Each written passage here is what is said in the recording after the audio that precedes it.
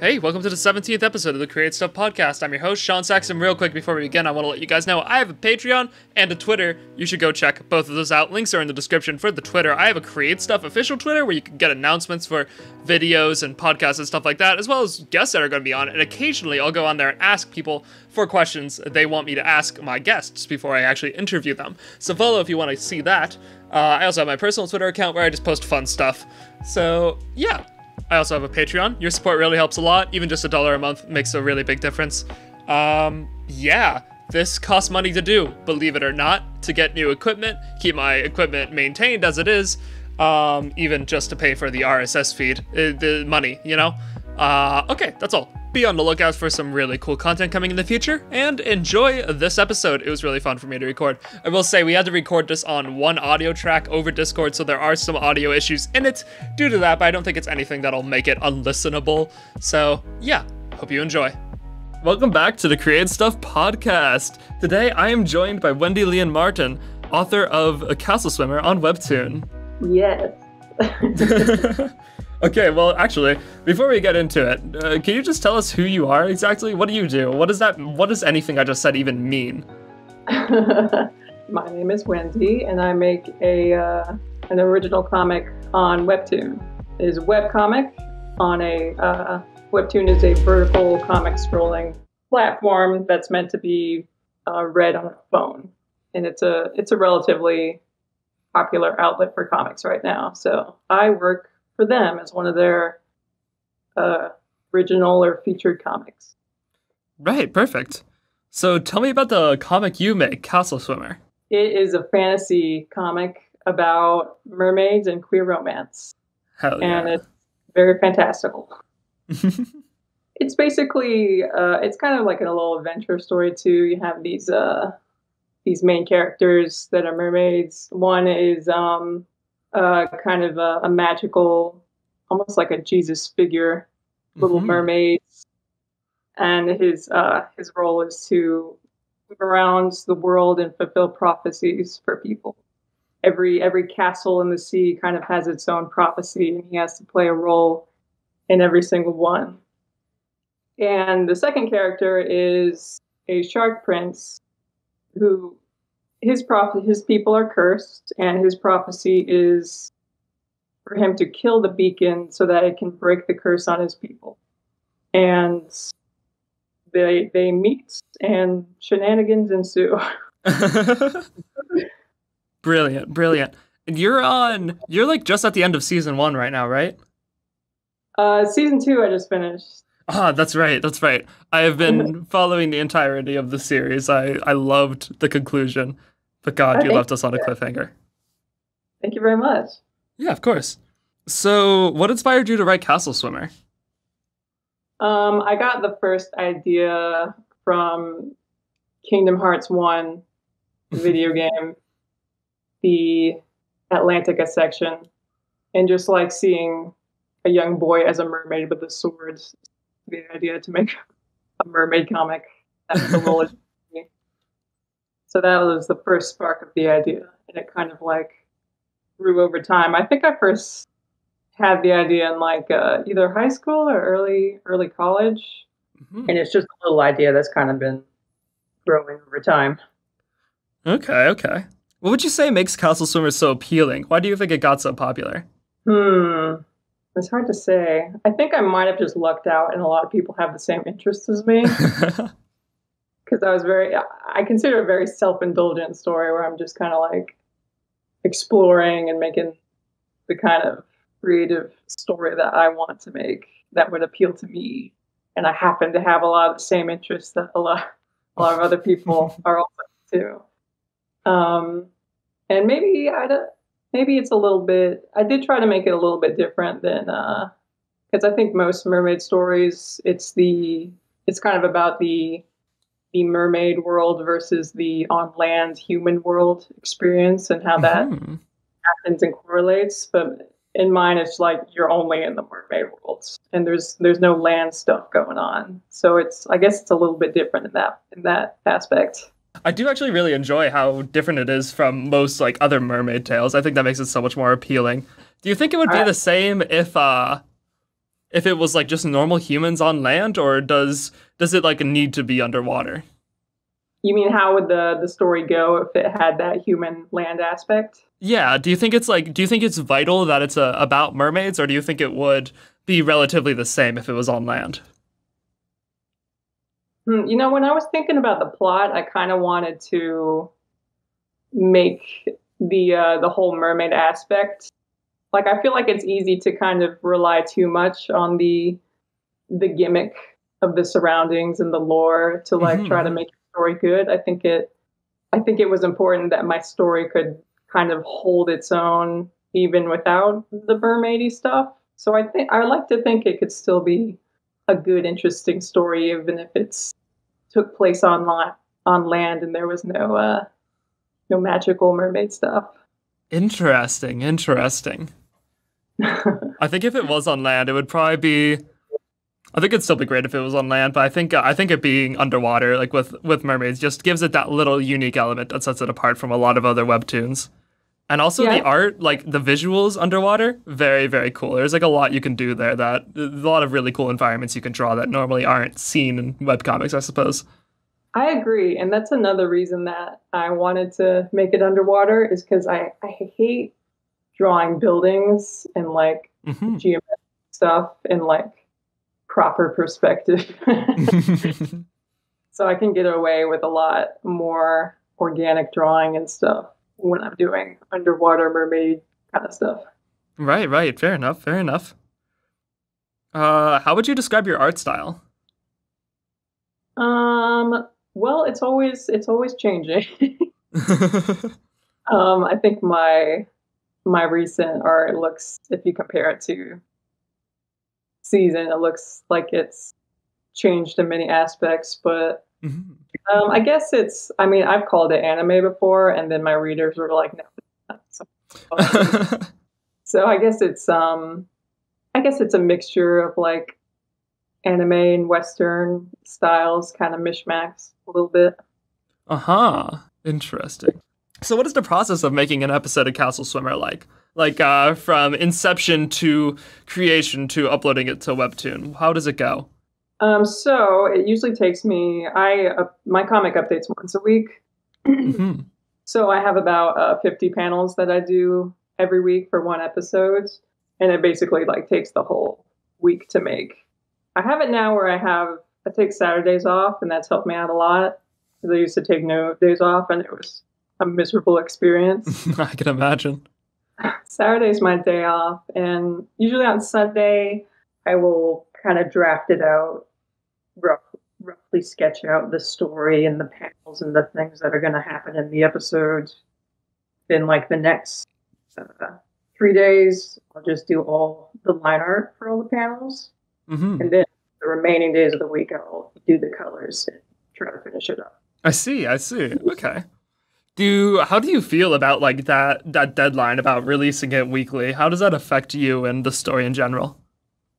Deadlines are pretty rough. I think every webtoon artist will talk about the difficult schedule with webtoon and the strict deadlines. It's good in a sense that without that, I don't think I'd ever be this far into the story. Like the way I was updating it before I joined Webtoon was so slow, and it made sense because, I was working as a waitress, and I just worked on it when I could, and that was like the healthy way to do it.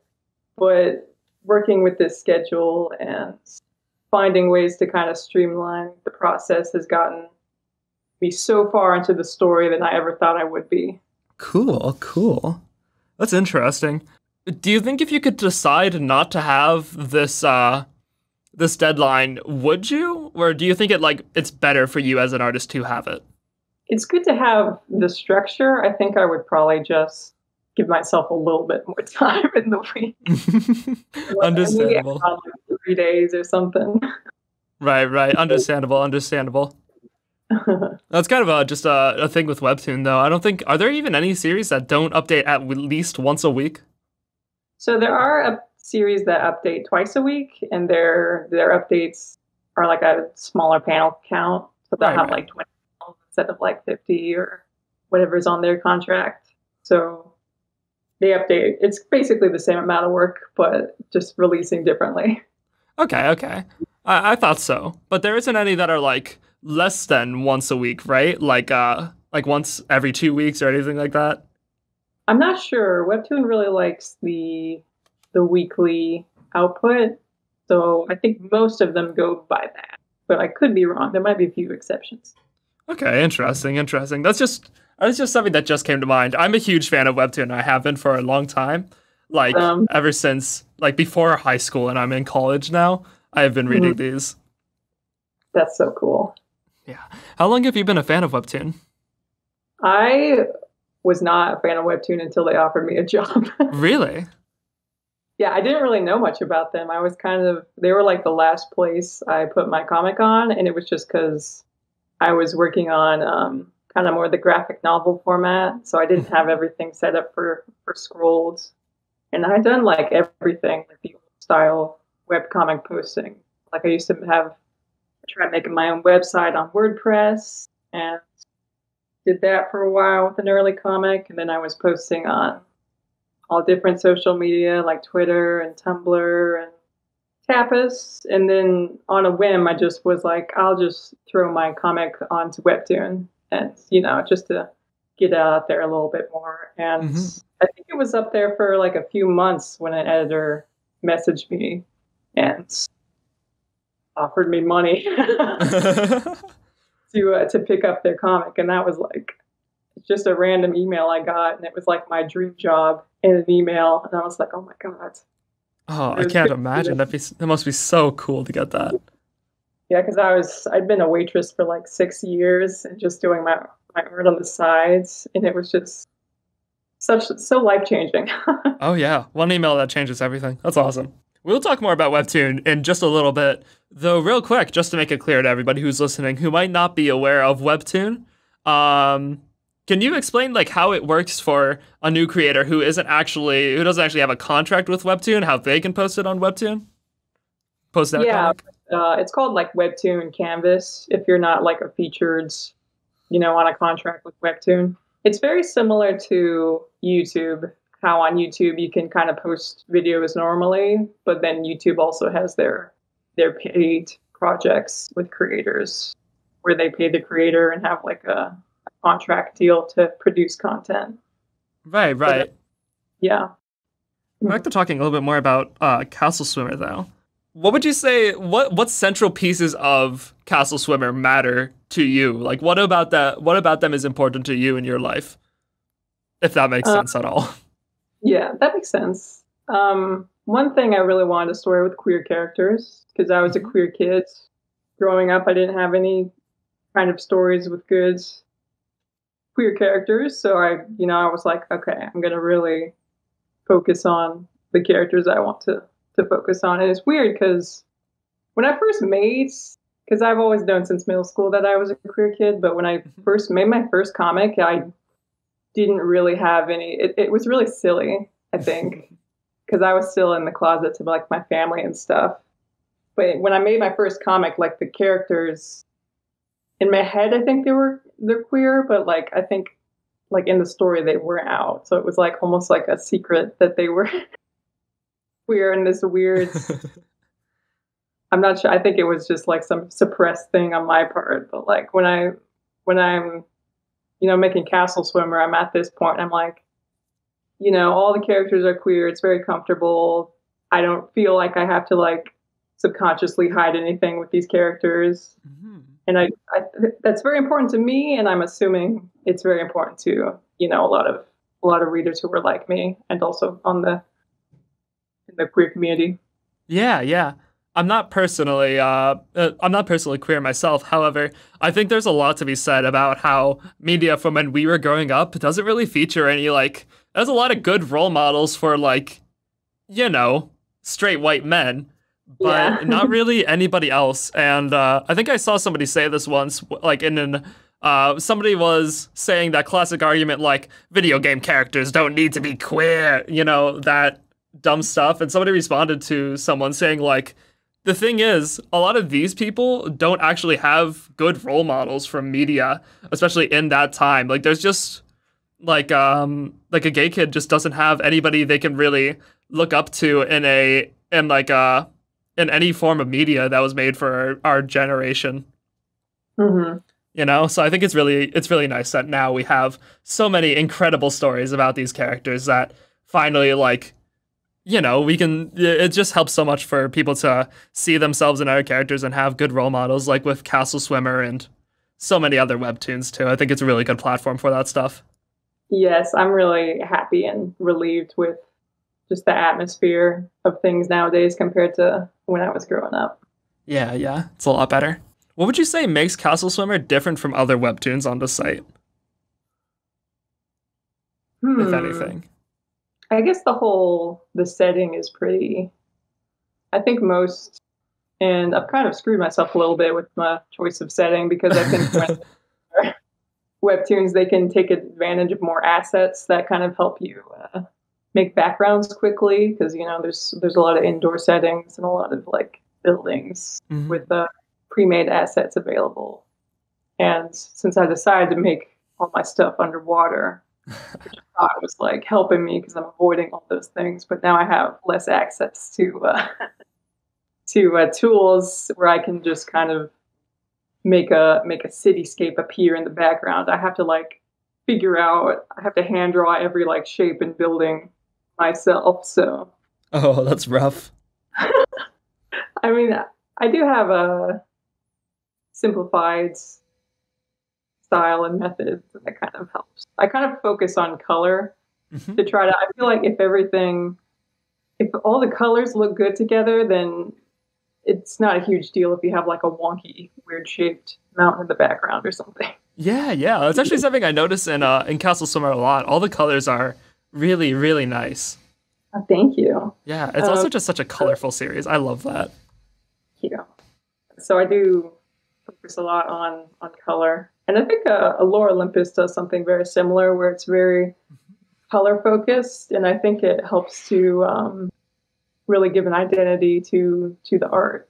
Yeah, for sure. Do you use color theory when you're drawing? I do. I actually had to, I think when I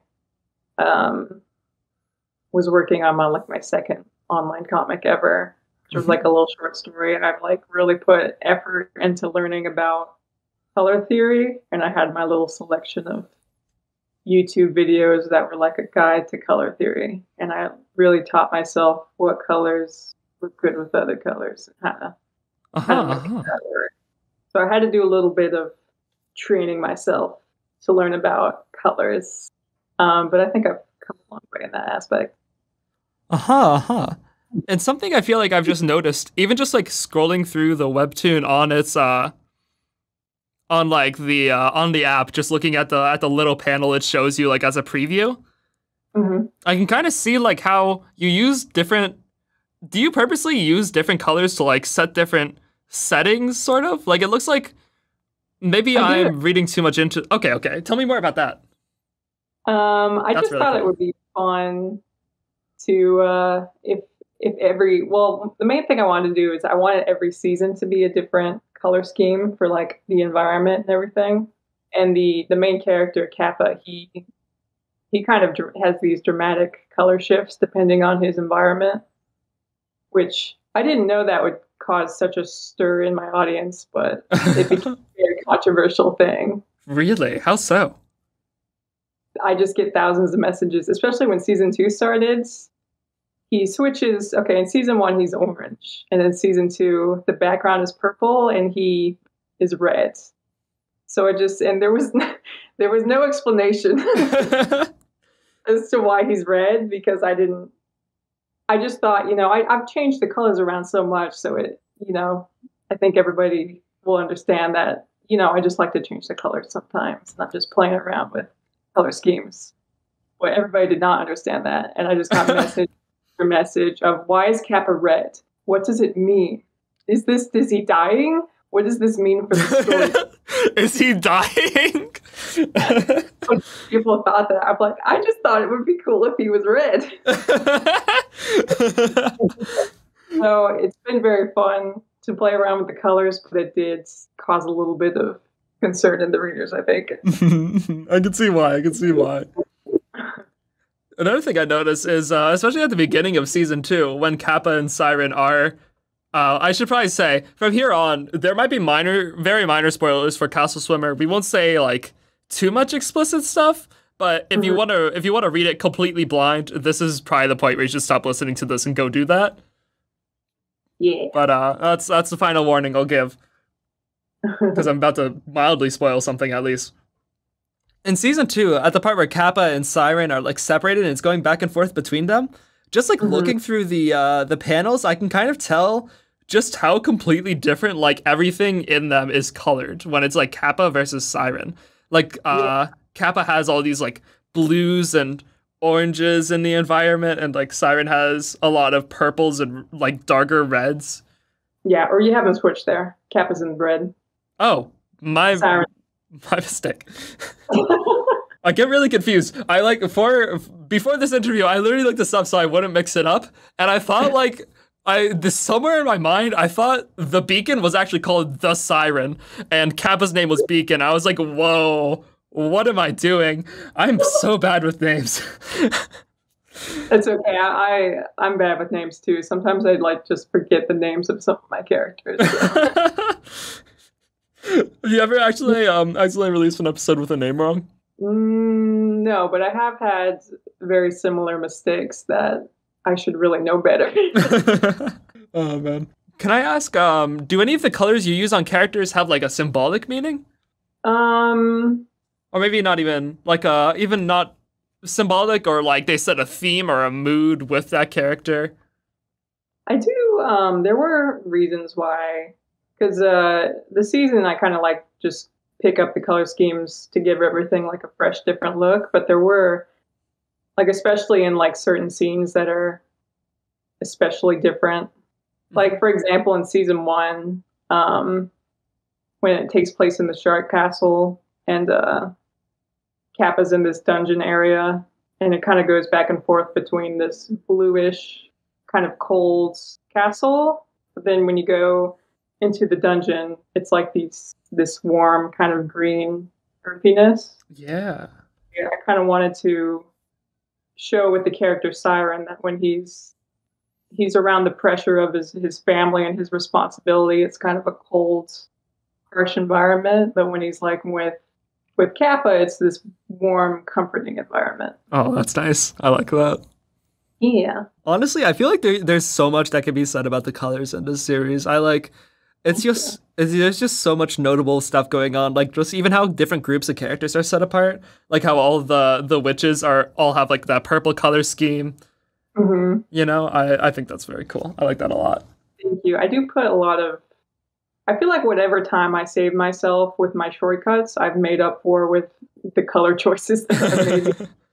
It actually takes a long time to make all the characters look correct in their environment with all the colors. Really? And in unison. Interesting. Maybe I'm wrong in saying this, but like one thing also about the underwater environment, I'm not sure if you could really do so much with the colors if it was like on land, right? Because, you know, like when you're underwater, we know less about what it actually looks like down there, I guess, you know?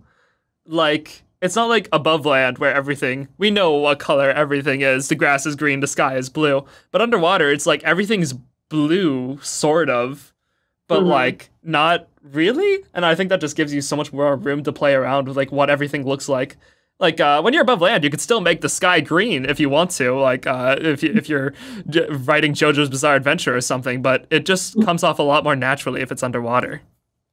Yeah, and like, you know, calling it like a fantasy world, I feel like gives you free reign to just do whatever you want. Very true, very true. Do you agree with what I'm saying, or am I off? I'm not. I don't know what I'm kind of talking out my ass, honestly. No, I totally agree. Okay, cool.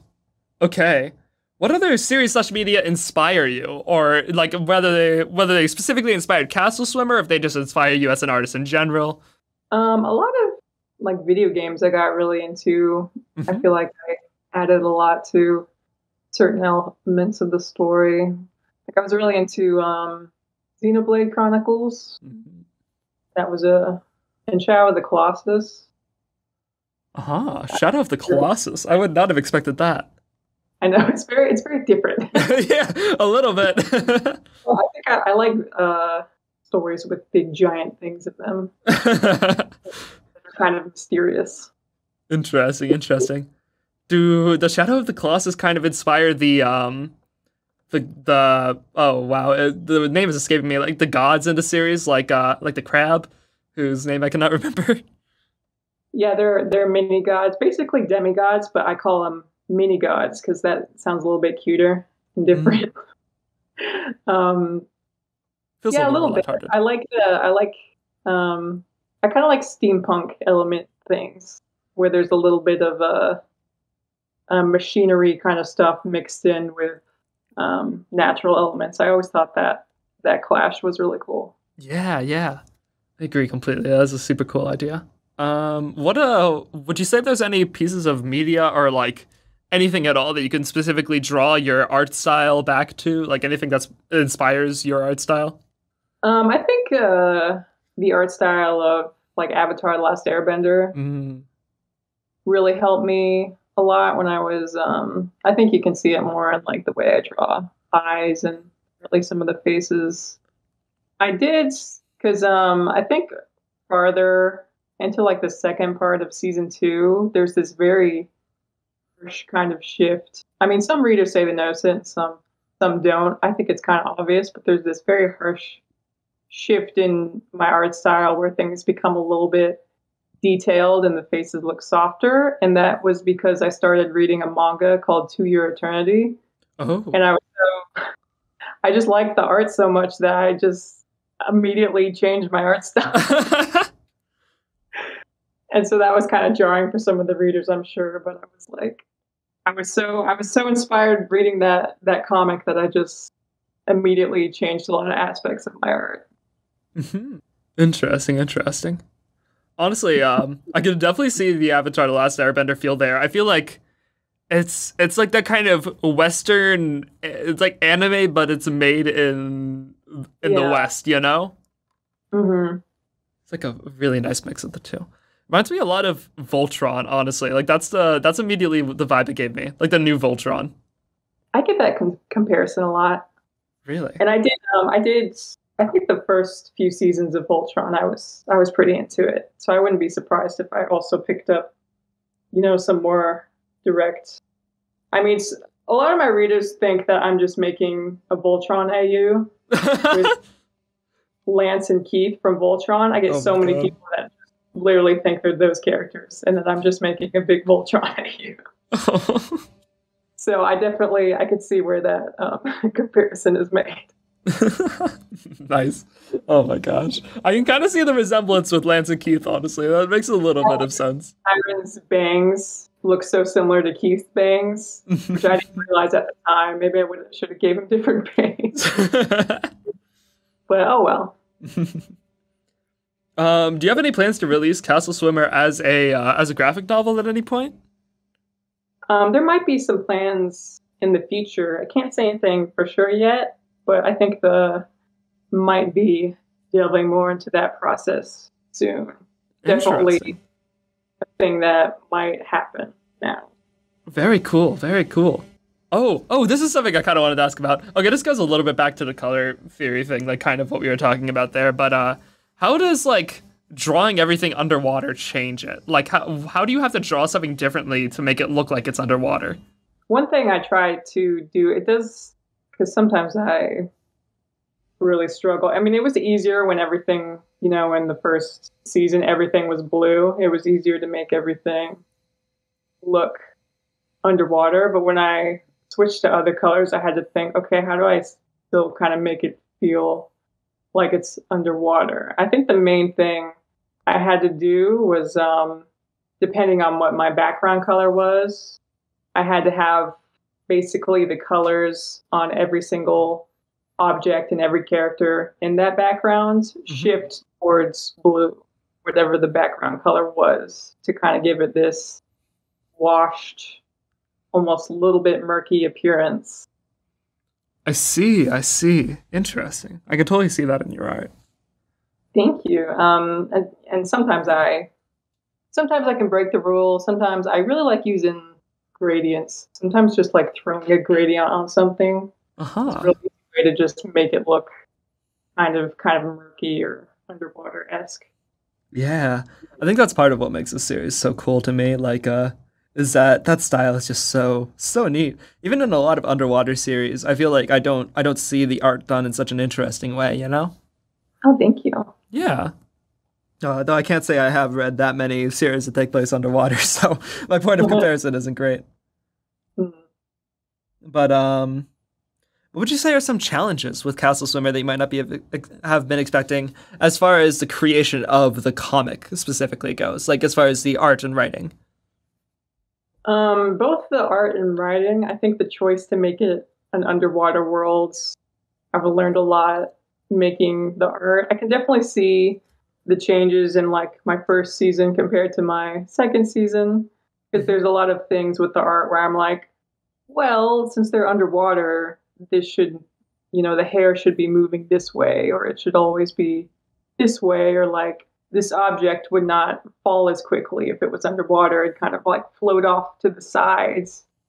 And like, how does paper work underwater? Like, what's the paper going to do if somebody's holding like paper? How do they even have paper? Something that I still have not explained, but most people. So. That's rough. That's not even something I thought of. And also with the writing, that also created challenges in the writing, because sometimes I would write a line for somebody talking and be like, kick him out of here. And then I think to myself, well, did they know what the word kick means? They don't really have legs. So words, like there's so many words I realized that they can't use because it just would not make sense for them to use. Oh my gosh, that's something I never thought of. There has to be so much in there like that. Either until I started writing it. Interesting. What about releasing it weekly makes it so what like parts of the process do you have to change to make it work in a weekly format rather than if it was like a graphic novel? Well, I think that the toughest thing in Webtoon, when you first join Webtoon, they kind of like, they emphasize the importance of the cliffhanger at the end of each episode to try to get people, going to the next episode, where you wouldn't have to think about these like cutoffs in each portion of the story if you're doing like it all in one. And that becomes very challenging because sometimes I'll have an idea for an episode and I'm like, okay, these things are gonna happen, and right here is like the cliffhanger where it's gonna cut off to the next episode. And then I start writing the episode and I realize that it's twice as long as I intended, and I need to like cut it in half. And I'm like, okay, now I need a new cliffhanger. What can I make be an exciting cutoff point in the middle of the scene, which is like different than where I intended it to be. So you always have to be on the fly, think of how you're going to write it, I guess. So that has to be like a crucial part of the planning now is getting that cliffhanger in there. Yeah, sometimes I just kind of wing it and just like end it randomly at a very awkward point, but most of the time it works out. Okay. Interesting. How do you feel about that? Like about having to do that? Do you think it interferes with the story or like the creativity of it for you? I think I used to be bothered by it when I first started, because I think I had my minds more, because I used to update, very slowly, just a few like graphic novel style pages, maybe like twice a week or once a week. And it was just like, I didn't have to worry about cliffhangers. It was just a few pages of this long story. But I do kind of start to appreciate it for what it is. Like, I think it is it's kind of part of the charm of the medium now, I guess, to have those cliffhangers and have everything in this format. And I've kind of gotten used to it, and I've found there's a lot of fun things you can do with it. So I think I really enjoy it now. Oh, okay. That's interesting. How long do you think Castle Swimmer will go? How many seasons? So I actually plan it to be pretty long. I'm not sure. It's hard to say because it takes me like, the first season took me a whole year to make. The second season took 2 years to make. So it's like, I don't know where I'm going to be in several years. But I mean, if everything sticks with my current plan, it should be like up to 5 or 6 seasons. I see. Yeah, if Webtoon like allows me to keep making it, continues to put a roof over my head, then then it'll probably go. That's the plan now, at least. Okay, okay. How do you already know exactly like how it's gonna end and how like these seasons way into the future are gonna go? How the story is gonna progress like that far ahead? I do, but I always come up with better ideas each year. So I do know, but they always change. Okay, interesting, interesting. That makes sense. A lot of the main things are kind of the same, but I'll come up with like new, better ideas to like improve it. So things kind of naturally shift around. Mm-hmm. And here's something I'm a little bit interested in. Did you know how it would end like right as you began? Like the whole story? Yeah, like yeah, the ending of the entirety of Castle Swimmer. I did, but I've changed it a little bit since then. I see. Is that like would you say the ending is like an integral part of the story that like to making it what it is? I think the most important thing with the ending is what the thing that I have not changed about it is where the characters are going to be in their journey, as opposed to like what is actually going on in the environment. I see. That's interesting. Okay. Then, do you have any plans for another series after Castle Swimmer? I know that's apparently pretty far in the future for you, but I'm still curious. Yeah, maybe. Well, I do have an idea. I want to make a comic about goat people. Oh. Like little, I guess, fawns or satyrs. And like, I have a thing for characters that are half people and half animal. I can tell. I can tell. I really like goat people, so I think I want to make a comic about them next. That is a great choice. Super underdone, honestly. I don't think I can name another comic about goat people, but I love that idea.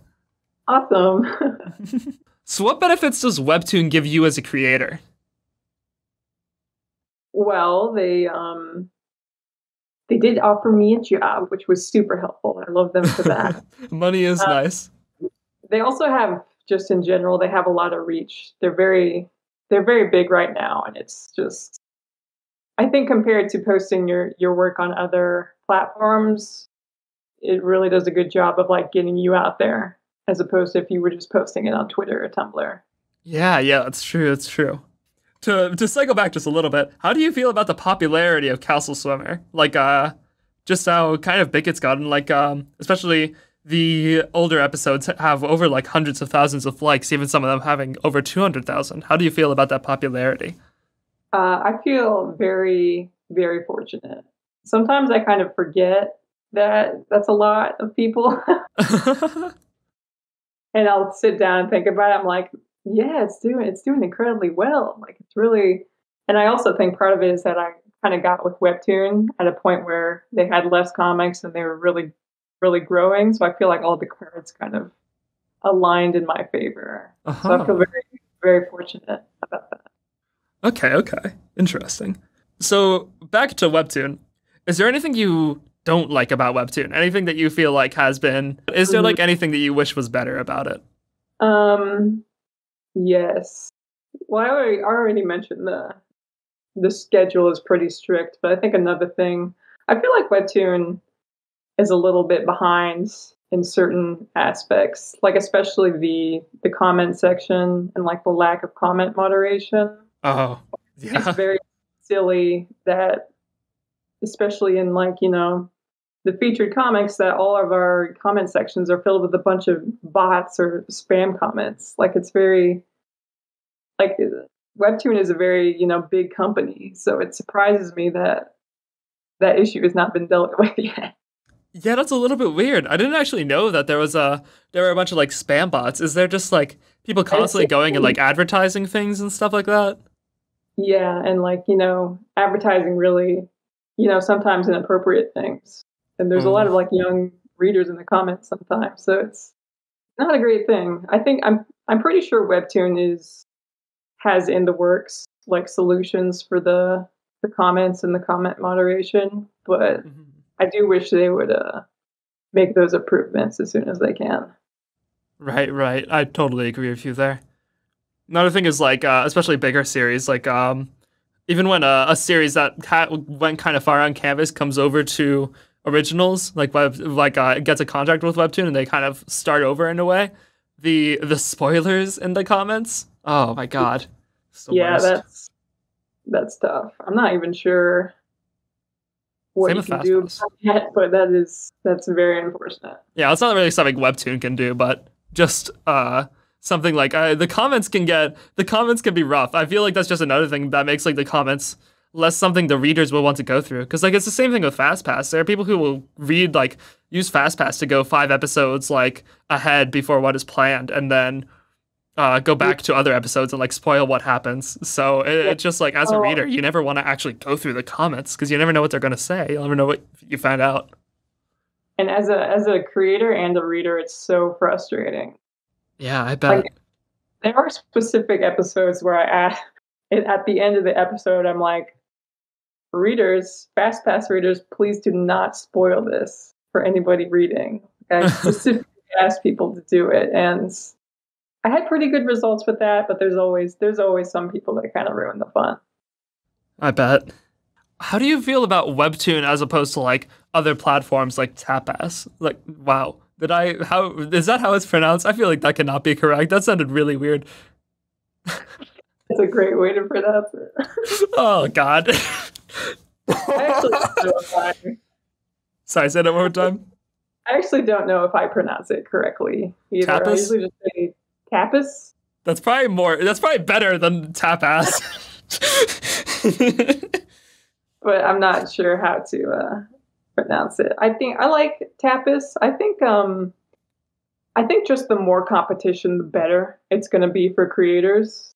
Because everybody's going to be trying to improve things for the creator experience to make them want to come to their platform more. So I want more platforms to rise up and like continue competing and like making each other improve.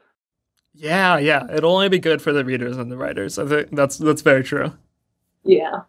How do you feel about systems like the Fast Pass and Daily Pass? I don't have a ton of info on Daily Pass, but Fast Pass has really changed my life. Like when I first started with Webtoon, on the pay I started with without Fast Pass, I was kind of barely scraping by.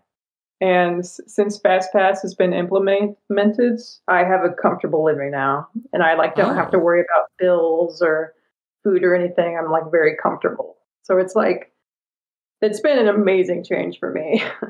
Oh, okay. It's actually kind of cool to hear that FastPass does like support the creators directly because like I remember a long time ago, if you go through like the FAQ for Webtoon and like there's stuff there, it never really mentions. Oh, okay. I don't know. This might be getting into contract territory, but well, let me just ask you. Tell me if you can't answer this. I 100% understand. How does somebody buying one episode of FastPass like benefit you directly? Like, do you get the money from people, like more people who buy FastPass for your series, the more money you get? Or is it like it's all like distributed evenly? Like, it doesn't matter if someone uses FastPass on your series more than they use it on another, if that makes sense. So we get a certain percentage of like all of it. Okay. So it doesn't, I don't think it like splits directly per coin per se, but like FastPass in general, we are guaranteed a certain percentage of it. So it does help the creator a lot. Okay. And are you guys like incentivized to make your comic like more FastPass-able? Yeah. Okay. Well, the cliffhangers are part of that, I'm sure. Yeah, and cliffhangers are kind of part of the whole process in general, but it is recommended just because it benefits you as well to like try to keep up with FastPass and try to keep people coming back. Like my season finale, because it was so long and I had to spend extra time on it. I wasn't able to have it up for FastPass, so I'm pretty sure I lost money making that season finale. I paid assistants to help me finish it, and it just was so much extra work. I'm very happy with it, but it does. I think it did hurt me in the long run financially. I think the ending of season 2 is actually one of the few times I've used a fast pass specifically to get ahead, because I wanted to know, like, one of the few times I've paid for it at least without using just like event coins, because I really wanted to know how it ended.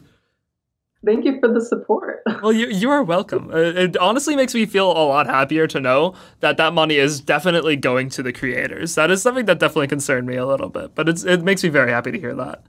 Yes, it definitely helps the creators a lot. That's good. That's very nice. Mm-hmm. And as for Daily Pass, like, what do you know about Daily Pass? Before I ask the question, I suppose. So Daily Pass usually is put on either a comic that kind of launches all in its entirety and it's complete from the get-go, or if it's a comic that has been going on Webtoon and it's reached its completion, then it will be moved to the completed section. Daily Pass is kind of added onto it. And I actually, since I don't have a completed comic with Webtoon, I don't know a whole lot about it. I just know that it's a little bit similar to Fast Pass, where you have the option to use coins to read ahead. Yeah, and otherwise you just get one free episode a day. Mm-hmm. Okay. I probably can't ask you a lot about that, but I know that there is. I've only seen this done with one series that is ongoing. It's Love and Leashes. Like, it has Daily Pass, but it also has Fast Pass, and it's like still an ongoing series. Would you ever want that for Castle Swimmer? How do you feel about that? I'm just I think that's the first time I've ever seen that. So I kind of don't know what to make of it. Yeah, I'm a little bit split on it too, honestly. It feels kind of weird. Like, Mm-hmm. I don't know how to feel about it, honestly. Like, I'm happy if it's supporting the creator more, I guess. And there's like something kind of nice about going to a series and knowing there'll be a new episode every single day to keep you entertained. Something to look forward to. But at the same time, like, it makes me worried. I really hope it's not this way. It doesn't become this way for every series, you know? Yeah, I actually, because I think I'll have the option to use Daily Pass on my comic once it's completed, but I kind of want to, I'm not sure where I'll be in the future, but I kind of want to leave it completely free to read every episode in its entirety if I can. Mm-hmm. I feel like Daily Pass also benefits shorter series a lot more than like really long series. Yeah. Like, I don't want to read. How long is Castle Swimmer? Like, if you ended it right now and it became Daily Pass, I would be a lot less motivated to read it, because like one episode every day for a 134 episode series, that sucks. Yeah, I feel like that's, especially since I plan to make it super, super long.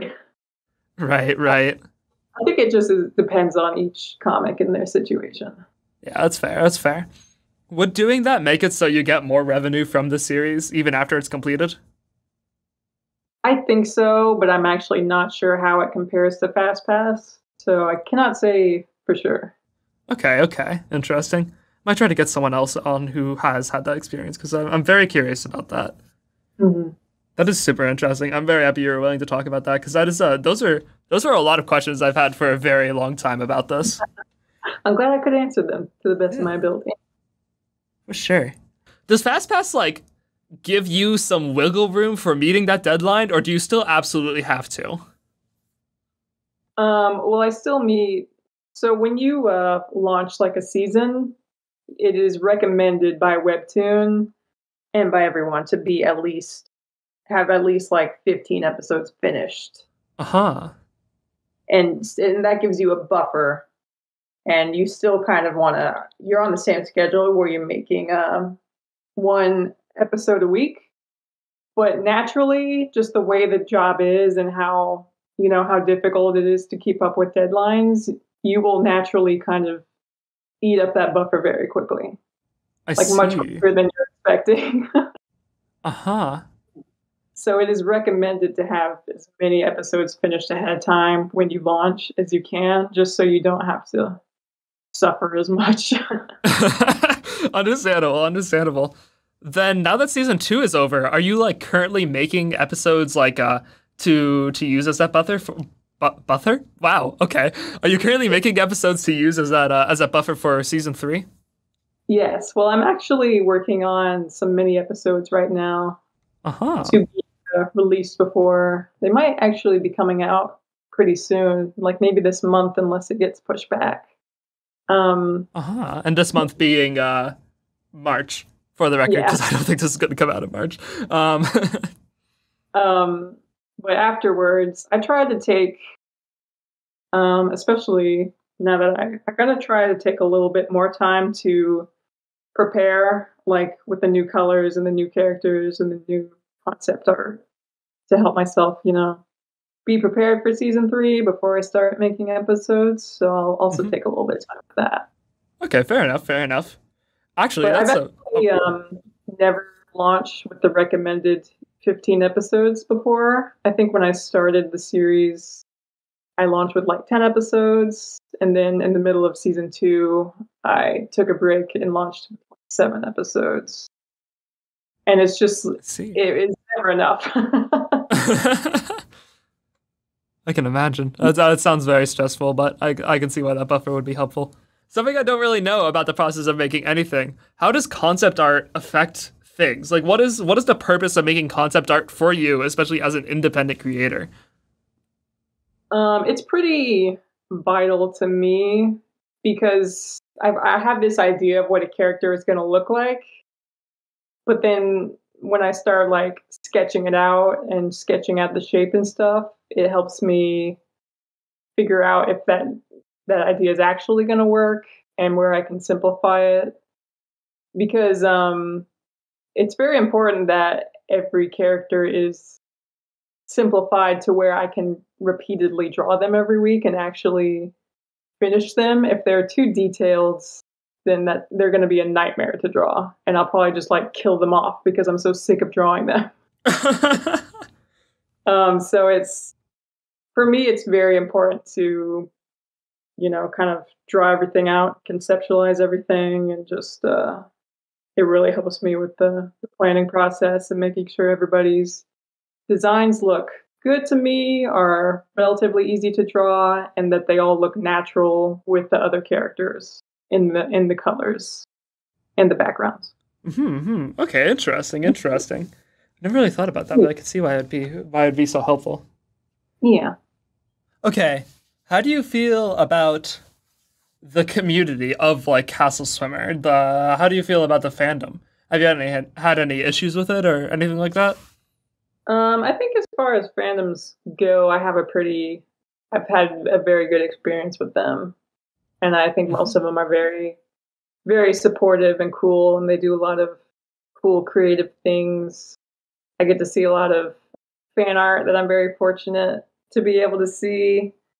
And a lot of my readers they'll ask me like questions on Tumblr and stuff, and they're very funny. They make me laugh a lot. Super nice. Anything, sometimes you see fandoms that get kind of crazy and negative. I think sometimes that just happens with fandoms that get really big, but I think as far as a fandom goes, I think my readers are a really cool bunch of people. Yeah, for sure. How do you feel what about like the creator community? Is there a lot of community and like for lack of a better word, kinship between like the different creators on Webtoon? Yeah, well, I know I can't say a ton about the Canvas community because I didn't spend a ton of time on Canvas, but just with fellow Webtoon creators in general and with the other featured creators, we kind of look out for each other very well, and we'll kind of help each other out when needed because we're all contractors, so you kind of have to look out for yourself when you're working with contracts and big companies. So it's been a really good. I've had a lot of important things. I've had the other creators have helped me out with a lot. So they've really saved my butt a few times. Okay, that's really nice to hear. Mm-hmm. Especially being like a creative working under a contract, you have to be super careful about that stuff. It sounds like Webtoon's pretty good with that sort of thing, but having a community there is very important. Mm-hmm. Do you plan to continue working with Webtoon once you're done with Castle Swimmer? I think so. I guess it kind of depends on how contracts and things look in the future, because I guess things could always change. But I've really enjoyed working with them so far, so I could see myself staying with them for a long time. Okay. Then, okay, here's the big question. Would you recommend other artists or writers who work with Webtoon? Do you think it's a good idea? Yes. I would say if you're a comic creator, just post your work like everywhere, like anywhere you can think to post it. Just like spread it around as far as it can go. I think that's just the thing to do. Completely agree. You have to really use your platforms effectively. You never know which one will work the best for you. Yeah. Do you have any regrets with Castle Swimmer? Anything you wish you hadn't done that like is making things more difficult for you now? I wouldn't say I have any regrets. I think I kind of see the whole comic as like a learning process for me. Like I feel like I've grown a lot since the first season, and I think as it continues, I'm going to continue to grow and kind of improve as an artist and a storyteller. So I do, I think this is common for a lot of creators where they'll look at their older art and be like, oh, I really want to change it. Like that old stuff doesn't look as good. I'd like to polish it up, but I think it adds a little bit of charm that you can see where my art has improved and how it's grown. Okay. Super cool. Could not agree more. I honestly think that's one thing that I really like about how long webcomics on Webtoon tend to be. It's really cool to see an art style like just progressively get better and better. There are so many examples I can think of where it's just so cool to see how it changes and just becomes so much nicer. Yeah, I'm seeing that too in other comics. Yeah, okay. I think this is, might be a... Yeah, I think this is a good place to start wrapping this up. So, cool. Did you have anything else you want to talk about in general? Not that I can think of, unless you have any more questions for me. No, I don't think I do. I think we kind of covered everything I was curious about, everything I wanted to ask. So awesome. I do have one last question. This is a question I ask at the end of every interview to wrap things up a little bit. Mm-hmm. Okay, this can be for, what is one piece of advice you have for creators out there? It can be specifically for like comic creators, or it can be for creative people in general, whatever you want. Oh, I think my best piece of advice that I always give is to be as self-indulgent and as selfish as you can when you make your creative work. And don't get too hung up on what you think is going to be a good story or what's going to impress the masses. Just do the kind of story that you want to make, deep in your soul. Brilliant. That is super good advice. I don't think I've actually heard anybody say that before, but that is really true. Yeah. Yeah. All right. Thank you so much for coming on, Wendy. It was wonderful to have you. Yes, thank you so much for finally doing this with me, even though we pushed it off like 6 times. Yeah, what did we? Oh my God. This was planned in 2021. Yeah, it's been in the works for a while, so I appreciate you keeping me along. Of course. It's awesome to finally do it. It feels like both of us have had to push it back so many times. Just makes it all the more rewarding now that it's finally happened. It was really cool to talk to you. I love Webtoon so much. All right. Well, thank you so much for coming on. I will see you guys, all you listeners, in the next episode. Bye-bye, everybody. Bye-bye. Oh, also, if you're a Webtoon creator who is signed on with Webtoon and you're interested on coming on Create Stuff, hit me up because I really want to interview more of you guys, by the way. Okay, now goodbye. hey, thanks so much for watching the 17th episode of the Create Stuff podcast. Man, you guys have no idea how long it took us to finally get to that. Like, seriously, when me and Wendy say that we've had to push this back several times, both of us have had to do that. Like, just scheduling issues, stuff with Wendy needing to do a lot more work than she thought that she would for her webcomic. And, of course, on my end, it's mostly scheduling issues on my end because I suck. But you guys have no idea how long this has been in the works and how long I've been wanting to do this. I seriously love Castle Swimmer. It was so cool to talk to her. But, yeah. Well, what do I do here? Oh yeah, things that are cool. I've mentioned to find us a live podcast before, but I finally started really listening to it. Oh my gosh, let me tell you guys, it gets so good. I am so hooked right now. I'm on like episode 7. So good. Seriously, go check it out. Even if you're not a fan of the SCP Wiki, which it is based off of, go check it out. It's so good. It's really, really good. Second thing, What's Up MKJ has recently released their cover of Encanto? Not Encanto. They recently released their cover of We Don't Talk About Bruno. Do you guys have any idea how many times I've had to re-record this? I'm not doing it again. I'm gonna keep going. They have released their cover of We Don't Talk About Bruno, and I like it way more than the original. It's so good. Go check it out. That's the second thing. And third, I would be remiss not to mention SCP Sideshow. It is this show that's airing on Roku on Otherworlds TV. It's a channel, you can go on Roku, you can look it up. It airs from 8 a.m. to 10 a.m. on Sundays. I am a part of the team for it, and it is really, really cool. My content's going to be on there at some point in the future, but it's seriously so neat. Check it out. Even if you're not a fan of the SCP Wiki, that show seeks to help you learn more about it and explain what it is and get you into it. It's so cool. It shows off so many cool things from the community in this amazing 2-hour time slot. I really love it. It's just such a neat thing. This is the first SCP TV show to ever exist, and there are only more plans to make it bigger and better. So go check it out. Give it your love.